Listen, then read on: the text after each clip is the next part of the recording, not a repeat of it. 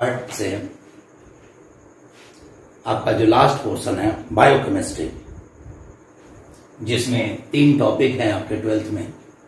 पहला बायोमोलिक्यूल, दूसरा पॉलीमर और तीसरा केमिस्ट्री इन एवरीडे। ये तीनों टॉपिकों को डिस्कस करने की ओर चलेंगे। इसमें सबसे पहला जो टॉपिक है हम लोग जो है आपका बायोमोलिक्यूल, जिसे हिंदी में जैव अणु कहते हैं। ये देखिए बेटा, ये आपका 14 यूनिट है, 14 चैप्टर है। इस चैप्टर में हम लोगों के पास जो कंटेंट है मेन, जिसको हम लोगों ने डिस्कस करना है, वो है पहले तो हम लोग इसका परिचय एवं परिभाषा के बारे में बात करेंगे। दूसरी बात, इसकी और जो कंटेंट है बायोमोलिक्यूल कौन कौन से हमें पढ़ने हैं, तो बेटा उसमें सबसे पहले हम लोग carbohydrate, protein, vitamin,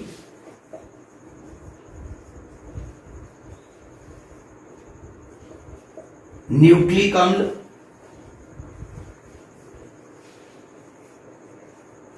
enzyme,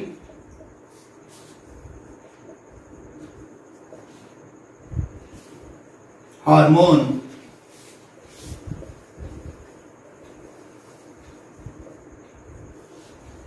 lipid एवं वसीय अम्ल या लिपिड अलग पढ़ लेते हैं, वसीय अम्ल भी बोलते हैं इसे। इन सभी टॉपिकों को हम लोग इस चैप्टर में मेंटेन करेंगे। तो अपने इस वीडियोस में हम लोग केवल इसका इंट्रोडक्शन और डेफिनेशन के बारे में बात करेंगे। बायोमोलिक्यूल का इंट्रोडक्शन और डेफिनेशन। तो सबसे पहले हम लोग यही चीज लेते हैं बोर्ड में, और खासकर अभी हाल के दिनों में मेंस में इसका बड़ा वैल्यू बढ़ाया हुआ है। हम अक्सर इसके क्वेश्चन आ रहे हैं लगातार, और नीट का तो फेवरेट टॉपिक है ही। तो सबसे पहले हम लोग लेते हैं, ये आपके पास है जैव अणु।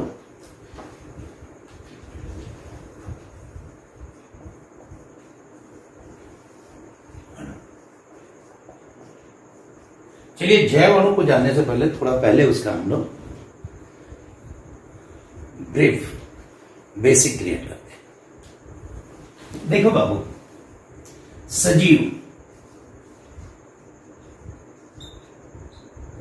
यानी लिविंग थिंग्स जो होते हैं, लिविंग बॉडी,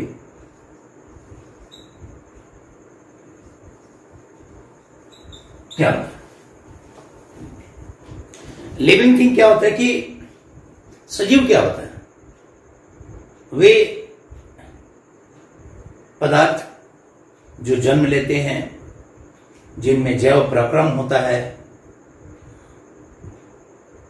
और जिनमें जनन की क्षमता होती है, उसे सजीव कहते हैं। यानी लिविंग थिंग्स में 3 चीजें होंगी। पहले तो इसमें जन्म लेते हैं, जन्म लेंगे, इनमें जैव पराक्रम होगा। जैव पराक्रम जैसे मान लीजिए वृद्धि होगा, श्वसन होगा, वृद्धि, श्वसन इत्यादि बहुत सारी चीजें होती हैं। परिसंचरण होगा, बहुत सारी चीजें होंगी। और फिर इसमें जनन भी होता है, ऐसे सजीव कहलाते हैं।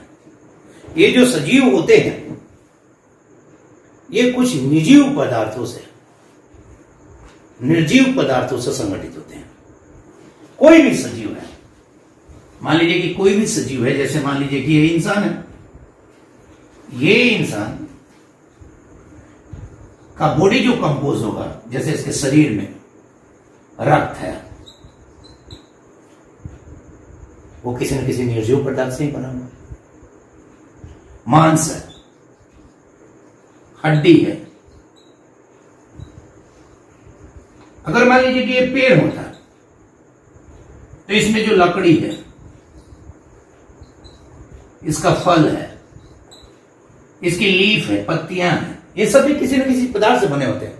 और ये पदार्थ जो होते हैं किसी न किसी निर्जीव पदार्थों से संयोजित होते हैं। निर्जीव अणुओं से मिलकर बना वह पदार्थ जो सजीव जगत का निर्धारण करता है या निर्मित करता है, उसी को बेटा जी हम जैव अणु कहते हैं। यानी वे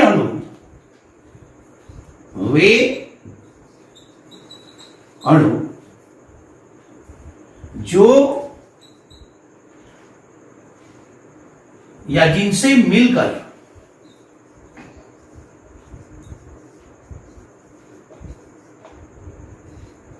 सजीव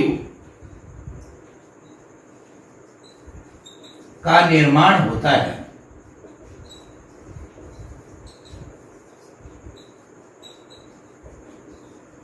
उसे जैव अणु कहते हैं।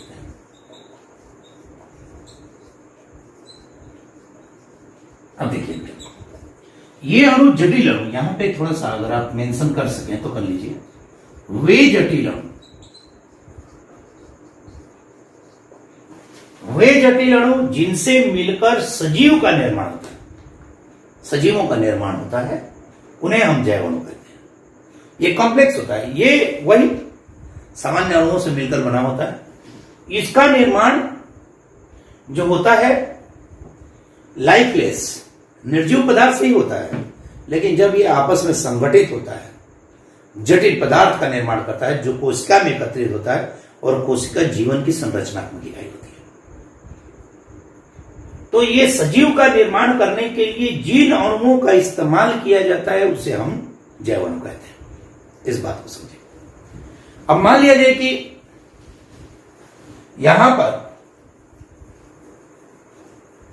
मैं थोड़ा सा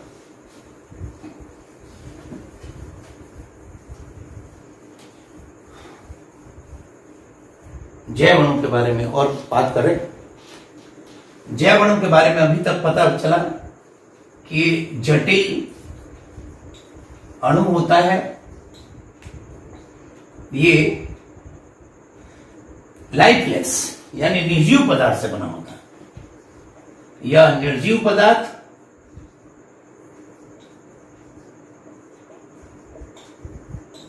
जो सजीवों का निर्माण करता है।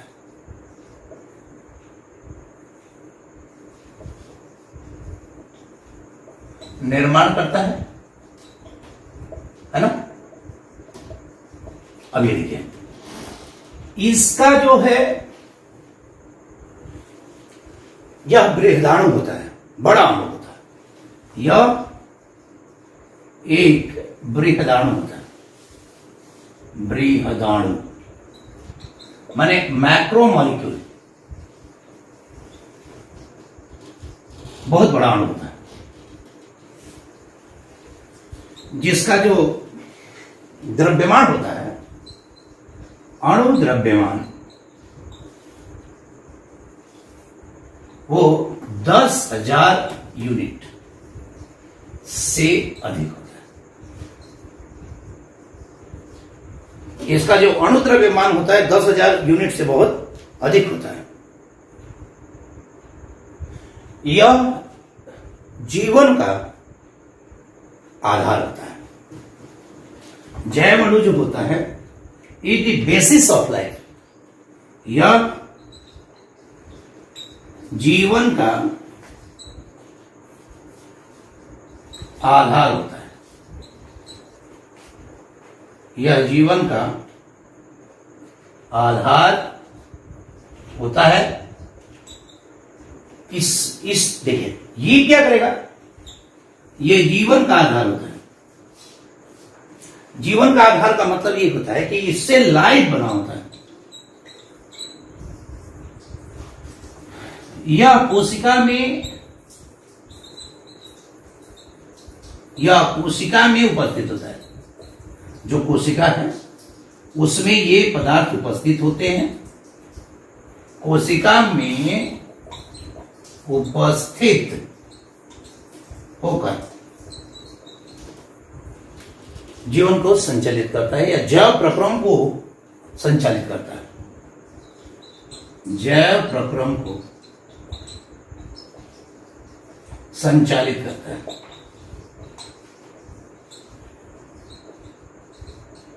माने ये जो है कोशिका में एकत्रित होकर जैव प्रक्रम को संचालित करता है। तो ये जैव अणु के बारे में जो हमारे पास एलिमेंट्री आइडिया है। कुछ सामान्य जैव अणु जो होते हैं, जैसा कि मैंने आपके सामने दिया था, कार्बोहाइड्रेट, प्रोटीन, विटामिन, न्यूक्लिक अम्ल, ये सारे इसके उदाहरण हैं। और जैव अणुओं की संरचना एवं जैव प्रक्रम में उसकी भागीदारी के बारे में विज्ञान की जो शाखा वर्णन करती है उसे हम जैव रसायन कहते हैं, बायोकेमिस्ट्री कहते हैं। यानी विज्ञान की वह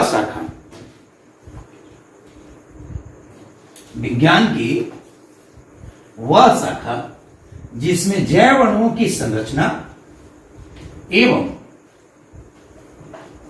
जैव प्रक्रम में उनकी भागीदारी के बारे में वर्णन किया जाता है, उसे क्या कहते हैं बाबू? जैव रसायन, बायो केमिस्ट्री। ये देखिए यहां पे जैव रसायन जो है, बायोकेमिस्ट्री वह शाखा जिसमें आपका जैव अणुओं की संरचना एवं जैव प्रक्रम में उसकी भागीदारी के बारे में वर्णन किया जाता है। अगर मैं जैव अणुओं की बात करें तो इनका जो उदाहरण है, ये देखिए पहला उदाहरण है आपके पास कार्बोहाइड्रेट।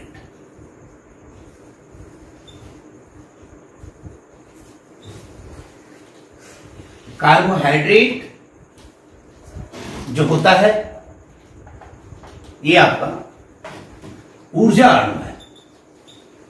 ऊर्जा अणु, इससे हमारे शरीर को ऊर्जा मिलती है। जो पादप शरीर होता है ना, पादप शरीर का 70% भाग यही कंप्यूट करता है। भाग इससे बना होता है, इसी से निर्मित होता है।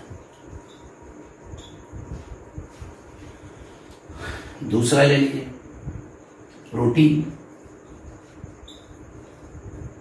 प्रोटीन जो है जंतु शरीर का संरचनात्मक इकाई है। यह इसे हम लोग कहते हैं स्ट्रक्चरल यूनिट ऑफ, मतलब बिल्डिंग ब्लॉक ऑफ लिविंग या एनिमल। ये जंतु का शरीर, जंतु शरीर का संरचनात्मक इकाई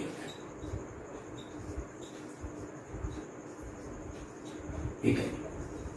जैसे हमारे शरीर में खून है, मांस है, ये सब प्रोटीन से बना होता है। अब मैं तीसरी बात अगर कहूं, वसा। वसा उच्च ऊर्जा अणु होते हैं, उच्च ऊर्जा अणु होते हैं। माने इनमें ये भी ऊर्जा अणु है, चर्बी, फैट, कोलेस्ट्रॉल, ये सब वसा के रूप में। अगला है विटामिन। देखिए विटामिन जो है ये वह जैव अणु होता है जो बहुत अल्प मात्रा में हमारे शरीर को चाहिए होता है। ये शरीर के सामान्य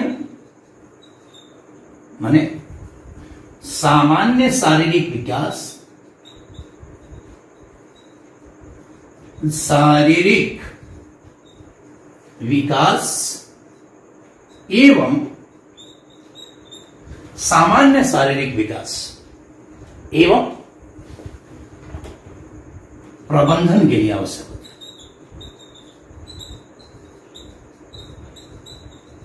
आवश्यक होता है। अब देखिए, सामान्य शारीरिक विकास और प्रबंधन, अगर ये कम होगा तो भी आपकी बीमारी होगी। विटामिन ए कम होगा तो आंखों में आपका रतौंधी हो जाता है। विटामिन बी से कई बीमारियां होती हैं। सी से स्कर्वी हो जाता है। डी से ऑस्ट्रोमेलेसिया रिटेक्स बीमारी हो जाती है। ज्यादा होगा तब भी बीमारी होगी। तो विटामिन हो गया। अगला है एंजाइम। एंजाइम, इससे हमारे शरीर की सारी उपापचयी अभिक्रियाएं जो ऊर्जा से नियंत्रित होती हैं, वो सारी अभिक्रियाएं संपन्न होती हैं। इससे शारीरिक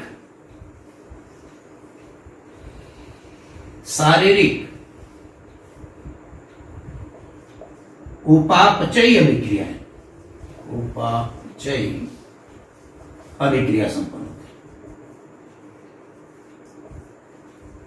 है। शारीरिक उपापचयी अभिक्रियाएं संपन्न होती है। छठा बात है हार्मोन।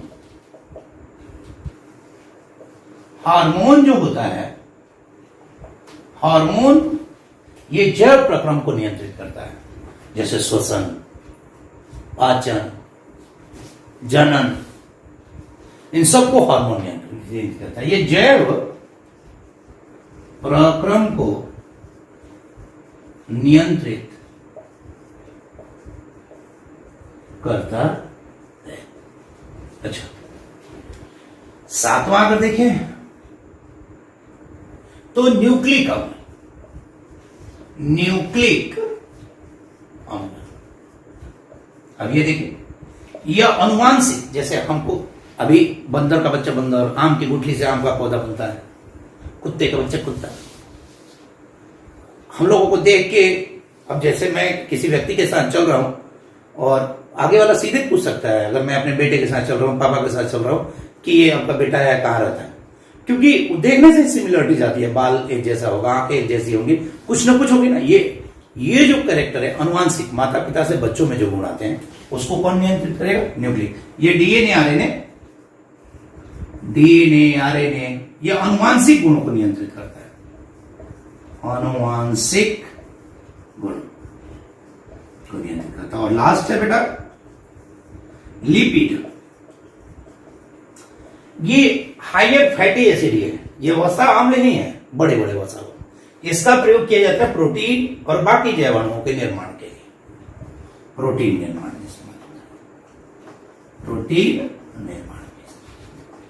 तो इस प्रकार से हम देख रहे हैं कि जैव जो अणु है, इस चैप्टर में आपको इन्हीं सभी चीजों के बारे में डीपली पढ़ाया जाएगा। जैसे अगले वीडियोज में मैं आपको कार्बोहाइड्रेट के बारे में डिस्क्राइब करूंगा, जिसके कम से कम 2 या 3 सक्सेसिव वीडियोस होंगे सिर्फ कार्बोहाइड्रेट के। उसके बाद सारे वीडियो एक एक टॉपिक है, लेकिन इसके 2 या 3 वीडियो हो सकते हैं। Thank you.